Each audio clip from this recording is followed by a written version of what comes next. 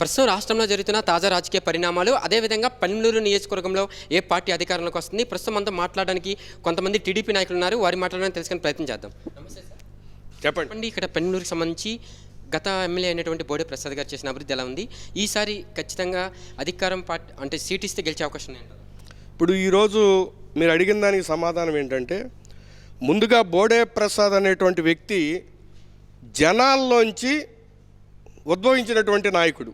అది ఎలా చెప్తున్నానంటే, అనుకోకుండా రాజకీయాల్లోకి వచ్చి సర్పంచ్గా ఓడిపోయి తర్వాత అదే పట్టుదలతో ఈ నియోజకవర్గంలో ప్రత్యేకంగా పోరంకి గ్రామం కాంగ్రెస్ పార్టీ ఆధీనంలో ఉన్నప్పుడు ఇది తెలుగుదేశం పార్టీలోకి ఎందుకు రాదు అని ఆ గ్రామాన్ని తెలుగుదేశం పార్టీ గ్రామంగా మార్చి సుమారు 5,000 చిలుకు ఓట్లతోటి గెలిచి ఆ తర్వాత ఈ గ్రామంలో 10,000 ఓట్ల దాకా తీసుకొచ్చిన స్థాయి బోడే ప్రసాద్ గారు. ఆ రకంగా ఆ రోజు జెండా ఎత్తి ఈ రోజు మటుకి కూడా జనాలతో మమైకమై నడిపించేటువంటి వ్యక్తి బోడే ప్రసాద్ గారు. ఈరోజు రకరకాల ఊహాగానాలు, రకరకాల చేష్టలు, అది కూడా తెలుగుదేశం పార్టీలో ఒక స్థాయిలో ఉన్నటువంటి వారు ఈరోజు బోడే ప్రసాద్ గారు బాగా కష్టపడుతున్నారు, మనకి స్థానం రాదని చెప్పి ఈరోజు అతని మీద ఒక రకమైనటువంటి ఇదిని తీసుకొచ్చి ఏదో చేద్దామని చూస్తూ ఉన్నారు. కానీ ప్రజల్లో 99% మన ఇంట్లో మనిషి బోడే ప్రసాద్ గారు అనేటువంటి విధంగా ఈరోజు ఈ నియోజకవర్గాన్ని తీర్చిదిద్ది ఈ నియోజకవర్గంలో ఎవరు నుంచున్నా కూడా తెలుగుదేశం పార్టీ అభ్యర్థి సుమారు ఒక 50,000 నుంచి 60,000 మెజార్టీ వచ్చే విధంగా బోడే ప్రసాద్ గారు కృషి చేశారు. ఆ విధంగా ప్రతి ఒక్క కార్యకర్త కూడా ఈరోజు బోడే ప్రసాద్ గారు వెనకాలండి ముందుగా సైకిల్ అసెంబ్లీకి వెళ్ళేటువంటి పరిస్థితి తీసుకొచ్చినటువంటి బోడే ప్రసాద్ గారి ఆధ్వర్యంలో ఇక్కడ తెలుగుదేశం పార్టీ బంపర్ మెజార్టీతో గెలుస్తుందని మాత్రం నేను ఒక నాయకుడిగా, ఒక కార్యకర్తగా మీకు చెప్పగలుగుతాను. కార్యకర్తలకు ఆయన ఏ విధంగా అందుబాటులో ఉంటారు, వివాదాలకు తావు లేకుండా కూడా ఆయన ప్రజల్లోకి వెళ్తున్నారు. ఖచ్చితంగా 24 ఎన్నికలకు సంబంధించి పెనమలూరు ఎమ్మెల్యేగా భావించవచ్చు. ఏమంటే అసలు ఎమ్మెల్యేగా ఈరోజు అతను స్వతంత్రంగా నుంచున్నా కూడా ఎమ్మెల్యేగా గెలిచేటువంటి స్థాయి ఉన్నటువంటి వ్యక్తి బోడే ప్రసాద్ గారు. ఎందుకు చెప్తా అంటే, వాళ్ళ ఇంట్లో జరిగేటువంటి కార్యక్రమాలను వదిలేసి కూడా ప్రతి ఒక్క కార్యకర్త యొక్క కష్టంలో అతను చేదోడు వాదోడుగా ఉంటున్నాడు.